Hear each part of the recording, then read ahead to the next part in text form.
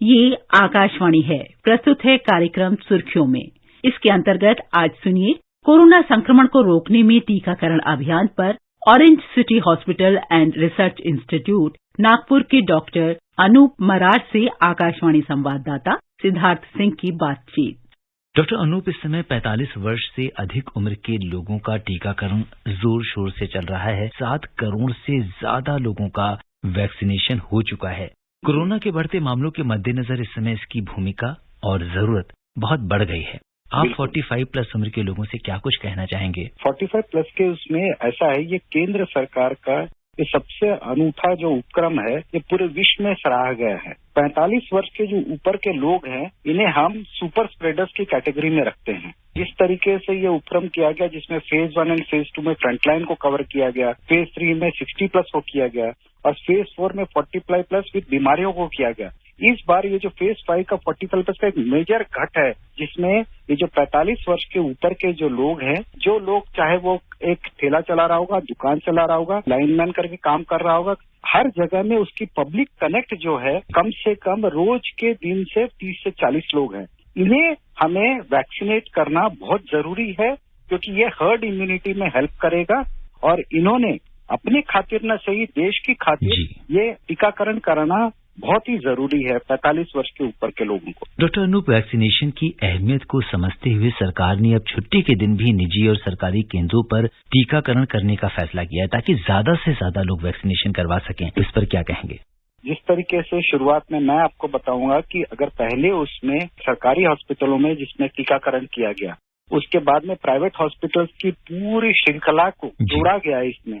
इस तरीके का ये कोविन सॉफ्टवेयर का ये जो एक्सपेरिमेंट किया गया, इसकी एसओपी चाहे वो गवर्नमेंट में हो, चाहे वो दिल्ली में हो, चाहे कोई एक छोटे गांव में, हर जगह की एसओपी कॉमन है। और इस तरीके का जो प्रोसेस मैप है कि आपका टीकाकरण होना, उसके एडवर्स रिएक्शन के आधे घंटे के बाद वेट करना, उसके बाद आपने जाना, इस तरीके का उपक्रम और कहीं आज तक भारतवर्ष में ये पहली बार इस तरीके का इतने करोड़ों लोगों में किया गया है, और वो भी totally free of cost. Phase 1, phase 2, phase 3 पूरा फ्री था। अभी के उसमें उन्होंने जो लोगों में किया गया 45 प्लस और 64 प्लस में, जिसमें प्राइवेट हॉस्पिटल किया, उसमें भी एक 250 रुपीज का इंक्लूड किया गया था। ये उपक्रम के लिए लोगों को जिस तरीके से जितने सारे प्राइवेट हॉस्पिटल्स को एक जोड़ के रखा हुआ है और ये एक जॉइंट टीम वर्क के तरीके से जो किया गया है, ये अभी तक चालू है और ये बहुत प्रशंसनीय है। डॉक्टर अनूप, जहाँ पे एक और देश में बहुत सारे लोगों के अंदर टीकाकरण को लेकर खासा उत्साह देखने को मिल रहा है, अगर हम देखें तो वैक्सीनेशन सेंटर्स पे भी अच्छी खासी भीड़ हो रही है, लेकिन एक तबका अभी भी ऐसा है जो इंतजार में है, वो कुछ डिसाइड नहीं कर पा रहे हैं ऐसे लोग। यहाँ पे मैं आपसे पूछना चाहूंगा कि आप खुद एक डॉक्टर हैं, आपने जब वैक्सीनेशन लगवाया तो आपका अनुभव कैसा रहा? हम लोग शुरुआत से गवर्नमेंट के साथ में जुड़ के कोविड हॉस्पिटल ही पूरा चला रहे थे और पहले लिस्ट में हमारे हेल्थ केयर वर्कर्स का टीकाकरण हुआ। मैं बता रहा हूँ कि ये टीकाकरण ही एक पर्याय बचता है। सारे doctors, health care workers, nurses आज के तारीख में भारतवर्ष में अगर उन्होंने पूरा लिया है, तो इसका मतलब है कि लोगों ने सोच मोच के लिया हुआ है। मैंने खुद अपना वैक्सीन गवर्नमेंट हॉस्पिटल में लगाया, एक सीमलेस एक्सपीरियंस था और इतने अच्छे तरीके से मेटिकुलस प्लानिंग सेट किया गया कि आपको रिएक्शन के लिए भी कोई जरूरी नहीं हुई, ना मुझे कोई बदन दर्द हुआ। और जिन लोगों को कुछ बदन दर्द हुआ, उनको एक पैरासिटामोल की गोली से एक दिन में कम हो जाता है। तो इसमें टीकाकरण के बारे में किसी को भी मन में ऐसा कोई शक या सवाल उठना ही नहीं चाहिए। मुझे लगता है डॉक्टर अनूप, आपने जो अपना व्यक्तिगत अनुभव साझा किया है, तो अगर किसी के मन में कोई शंका रही होगी तो वो भी दूर हो गई होगी। डॉक्टर अनूप, इस समय हम देखें तो देश कोरोना की दूसरी लहर का सामना कर रहा है और एक बार फिर से इसने पैर पसार दिए हैं। 81,000 से भी ज्यादा मामले कल आए, जहां एक और मुंबई में कल 8,000 से ज्यादा मामले आए और सरकार ने महाराष्ट्र में होटल, पब्स, रेस्टोरेंट, थिएटर और सिनेमा हॉल्स अगले 7 दिन के लिए बंद करने की घोषणा की है। वहीं दिल्ली में भी आज 3,000 से ज्यादा मामले सामने आए हैं। ऐसे में लोग किस तरीके से अपना बचाव कर सकते हैं?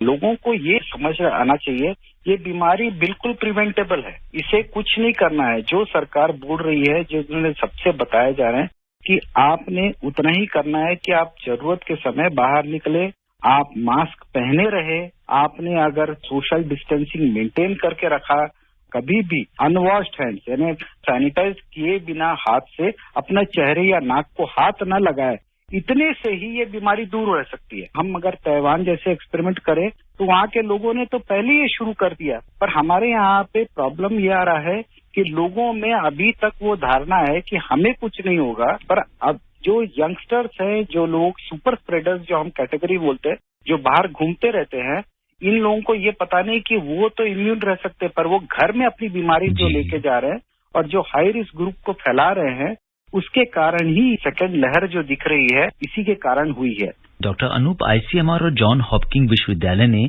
अपने शोध में बताया है कि भारत में कोरोना रोगियों के दोबारा संक्रमण से सबसे ज्यादा 79% मामले 20 से 40 वर्ष की आयु के लोग में देखे गए हैं। अगर हम देखें तो ये एक ऐसा आयु वर्ग है, जैसा कि आपने बताया, कि बहुत ज्यादा घर से बाहर रहता है और साथ में सुपर स्प्रेडर भी बन सकते हैं। जो इस एज ग्रुप के लोग हैं, आप 1 साल से आप इन्हें बोल के रखे हैं कि आपने घर में नहीं रहना। इसमें लॉकडाउन को रिलीफ दिया गया। इस समय थोड़ा सेल्फ डिसिप्लिन तो हम बोलते हैं कि अगर इन्होंने मेंटेन किया रहता, क्योंकि इन्हें लगता है कि इनको कुछ नहीं होगा, बराबर है, क्योंकि इनकी इम्यूनिटी अच्छी है। पर ये जो बाहर घूमते हैं, ऐसा बीच में ये भी नहीं एक रिसर्च हुआ है कि एक आदमी अगर पॉजिटिव हुआ वो सिम्टोमेटिक रहेगा, उसको समझेगा भी नहीं कि उसको हो चुका है, पर वो 460 लोगों को फैलाएगा अगर वो बाहर घूमता रहा और अपने घर में और आजू बाजू में सोसाइटी में। इसीलिए इनके रेस्ट्रिक्शन करना, चाहे लॉकडाउन करे तो प्रॉब्लम, अगर नहीं किए तो खुद सेल्फ डिसिप्लिन करके ये 3 चीजें अगर इन्होंने मास्क पहने, सोशल डिस्टेंसिंग करे और साथ में अपने चेहरे और नाक को अनसैनिटाइज हाथ से ना लगाए, इसी से काफी कंट्रोल हो सकता है। और थोड़ा अपना सेल्फ डिसिप्लिन मेंटेन किए तो ये बीमारी बिल्कुल अपने शिकंजे में आ सकती है।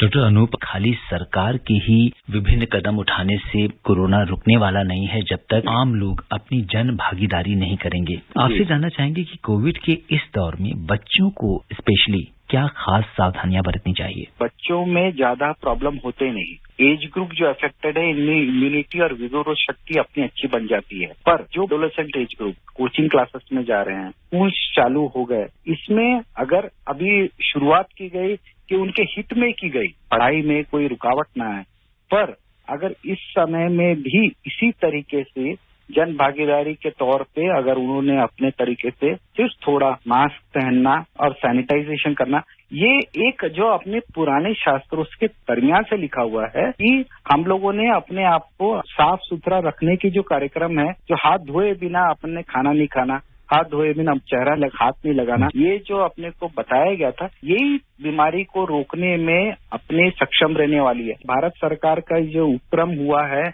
पूरे विश्व में सराहा जा रहा है कि पूरे भारत में इतने लोगों को कंट्रोल करना और सेल्फ डिसिप्लिन करना, और स्पेशली ये जो एडोलेसेंट बच्चे हैं जो कोचिंग क्लासेस जा रहे हैं, जो अपने स्कूल्स में जा रहे हैं, 9th, 10th, 8th, 9th के बच्चे, ये जिस तरीके से स्कूल में जाके वापस अपने घर आएंगे, वो घर वालों को जो फैलाएंगे, उसके बारे में ही सारे साइंटिस्ट और मेडिकल फ्रेटर्निटी को डर है। डॉक्टर अनूप, RT-PCR टेस्ट क्या होता है? RT-PCR जो स्वैब टेस्ट है, आपके नाक से या गले से स्वैब लेके RNA की टेस्टिंग होती है, और उस टेस्टिंग के हिसाब से कि आपको कोविड हुआ है कि नहीं हुआ है। और इसकी एफिकेसी कैसे है कि उसके साइकिल्स पर देखते हैं। RT-PCR में CT स्कोर देखा जाता है, तो हम लोग देखेंगे कि आपकी CT स्कोर जो है 35 है, 25 है, 16 है, इसके हिसाब से आपकी इन्फेक्टिविटी पॉजिटिव है, पर आप कितने इन्फेक्टिव हैं हमको इस RT-PCR टेस्ट से मालूम चलता है। कि अगर आपको एक पॉजिटिव मिल गया है तो आप नेगेटिव की तरफ ध्यान न दें, आप पॉजिटिव हैं इस बार में, उसके ऊपर आप इमीडिएटली उस पर एक्शन लेना चाहिए। आप कोविड-19 के इस विशेष कार्यक्रम से जुड़े, आपका बहुत बहुत धन्यवाद। धन्यवाद। अभी आप सुन रहे थे कोरोना संक्रमण को रोकने में टीकाकरण अभियान पर orange city hospital and research institute Nagpur के डॉक्टर अनूप मरार से आकाशवाणी संवाददाता सिद्धार्थ सिंह की बातचीत। ये कार्यक्रम आकाशवाणी के समाचार सेवा प्रभाग द्वारा प्रस्तुत किया गया। इसे आप हमारे mobile app news on AIR पर भी सुन सकते हैं। इस कार्यक्रम के संबंध में अपनी प्रतिक्रिया आप हमें ईमेल कर सकते हैं। पता है AIRNSTtalks@gmail.com। ये कार्यक्रम फिर से सुनने के लिए लॉग ऑन करें हमारी वेबसाइट newsonair.com।